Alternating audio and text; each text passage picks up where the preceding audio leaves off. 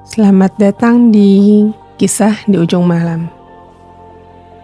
Rumah kecil untuk orang-orang yang malam ini belum bisa memejamkan mata. Tarik selimutmu sedikit, kecilkan lampu kalau perlu. Karena malam ini ada satu kisah yang mungkin akan tinggal lama di dadamu. Kalau kamu merasa channel ini sering jadi tempat pulang saat isi kepala terlalu ramai, silahkan subscribe. Supaya kita tidak saling kehilangan di malam-malam berikutnya. Malam ini, kita akan mendengar tentang seseorang yang terlalu sering berkata, "Aku gak apa-apa." Sampai akhirnya tidak ada lagi yang benar-benar mendengar tangisnya.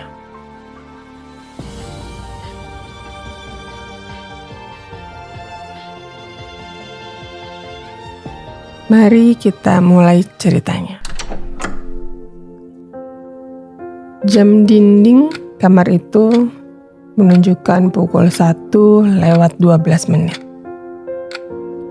Dan seperti malam-malam sebelumnya, Nara belum tidur.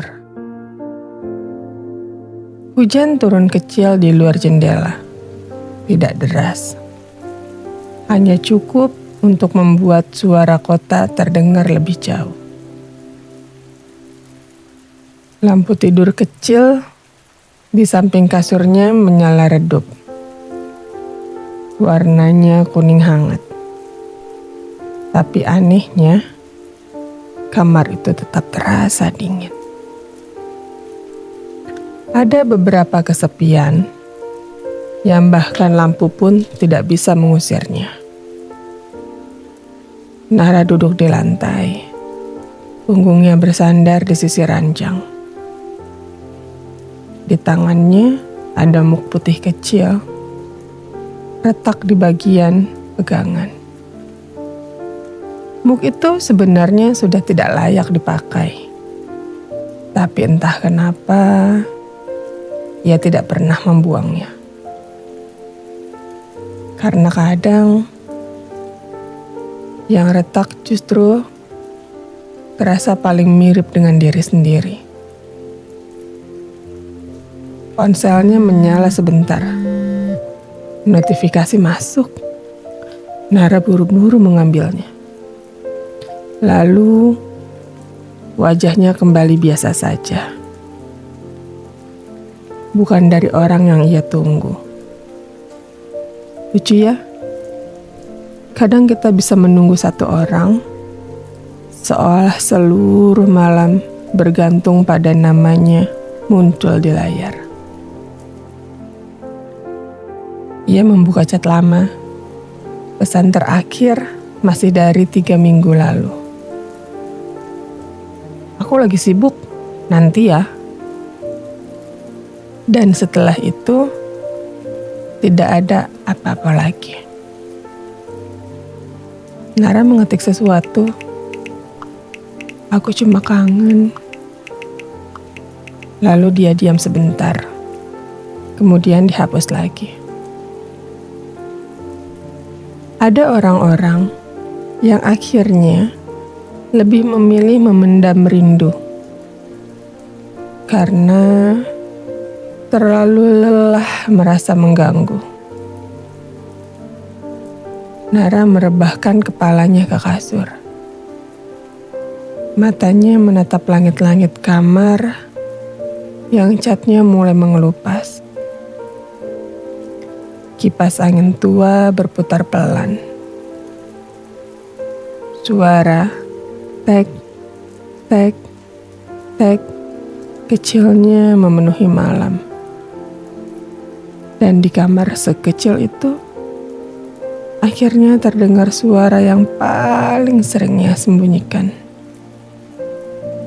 Tangisan kecil, pelan sekali. Seolah ia takut, bahkan kepada dirinya sendiri. Siang harinya, tidak ada yang menyangka kalau Nara sering sekali menangis sendirian. Ia tertawa paling keras di kantor. Selalu jadi orang pertama yang bertanya, "Kamu gak apa-apa?" Padahal tidak pernah ada yang benar-benar balik bertanya kepadanya. Ya, kadang hidup memang seperti itu. Orang yang paling pandai menenangkan orang lain justru paling tidak tahu cara menyelamatkan dirinya sendiri. Di meja kerjanya ada tanaman kecil yang mulai layu. Sudah seminggu lupa disiram. Seperti dirinya. Sore itu, temannya berkata, "Kamu kuat banget ya, Nar." Nara cuma tertawa kecil. Padahal dalam hati, ia ingin bilang, "Aku capek. Capek, pura-pura baik-baik saja. Capek, bilang aku gak apa-apa. Capek, bilang aku gak apa-apa. Capek menahan tangis di toilet kantor. Capek pulang ke kamar yang terlalu sunyi. Malamnya, ia kembali sendiri. Ia membuka lemari kecil di dekat kasur. Di sana ada jaket abu-abu lama, milik seseorang yang dulu pernah bilang, "Aku bakal selalu ada." Kalimat yang paling menyakitkan biasanya datang dari orang yang akhirnya pergi juga. Nara memeluk jaket itu sebentar, lalu menangis tanpa suara lagi.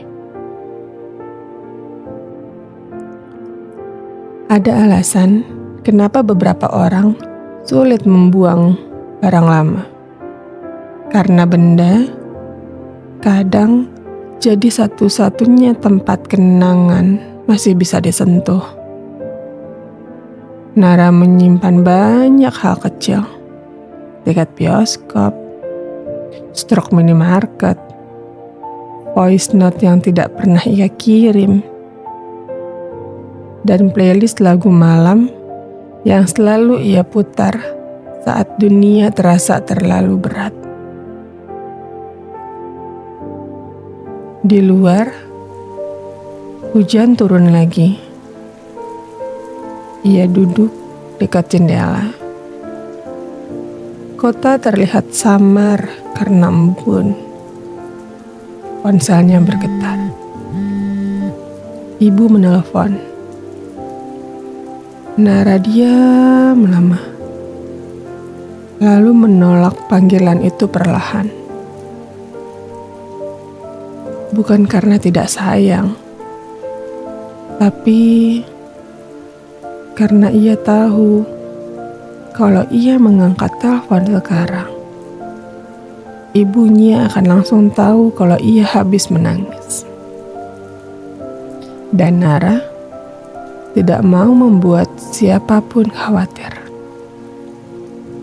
Jadi, ia memilih diam. Lagi.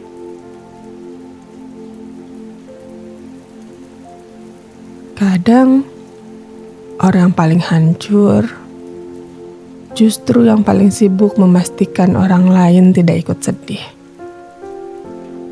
Ia membuka aplikasi perekam suara, menekan tombol record, lalu berkata pelan,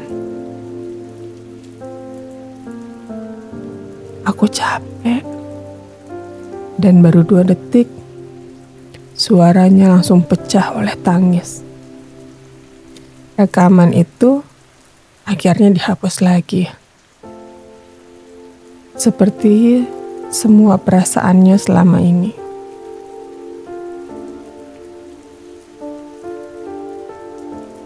Malam itu, hujan lebih deras dari biasanya. Lampu kamar sempat berkedip. Kota seperti ikut lelah. Nara membuka voicemail lama di ponselnya. Suara ayahnya terdengar pelan. Nara, jangan lupa makan ya. Pesan itu dikirim 2 tahun lalu. Sebelum ayahnya meninggal. Dan entah kenapa, malam itu, suara sederhana itu terasa menghancurkan semuanya sekaligus. Karena kadang yang paling kita rindukan bukan hadiah besar, tapi suara seseorang yang dulu membuat kita merasa pulang. Nara menutup wajahnya, dan untuk pertama kalinya ia menangis keras. Bukan tangisan kecil yang ditahan di balik bantal, bukan isak pelan yang disembunyikan, tapi tangis-tangis yang benar-benar pecah. Suara sesegukan memenuhi kamar sempit itu. Tangannya gemetar, dadanya naik turun tidak beraturan.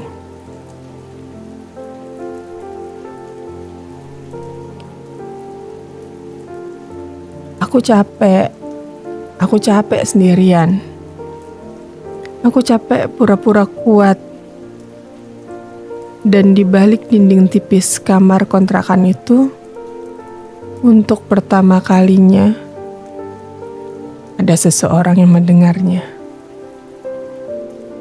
Tetangga kamar sebelah, seorang ibu tua yang tinggal sendiri.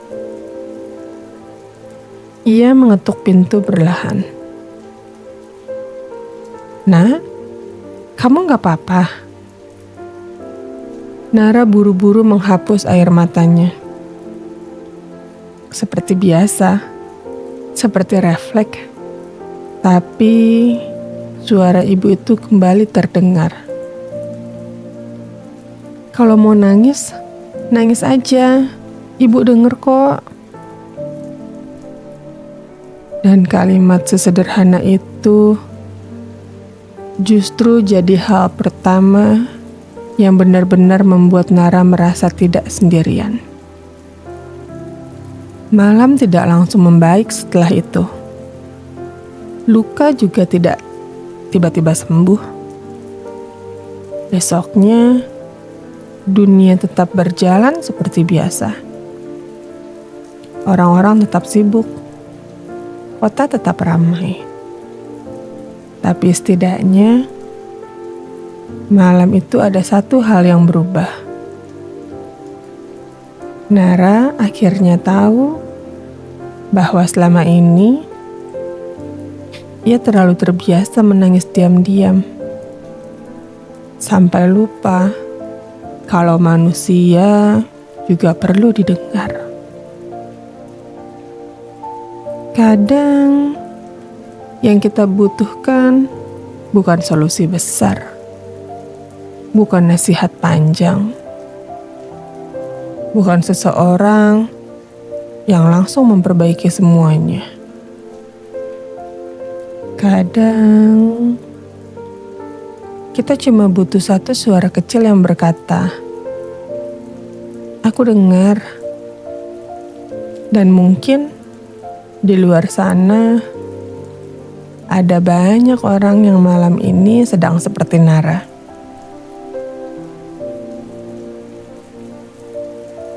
Tersenyum di siang hari, lalu menangis diam-diam saat semua lampu dimatikan.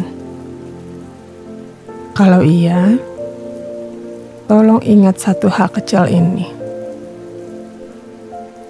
Tangismu mungkin tidak terdengar oleh semua orang, tapi bukan berarti ia tidak berharga. Dan begitulah, Ada luka yang memang tidak selesai saat diceritakan. Tapi setidaknya malam ini, ia tak lagi sendirian.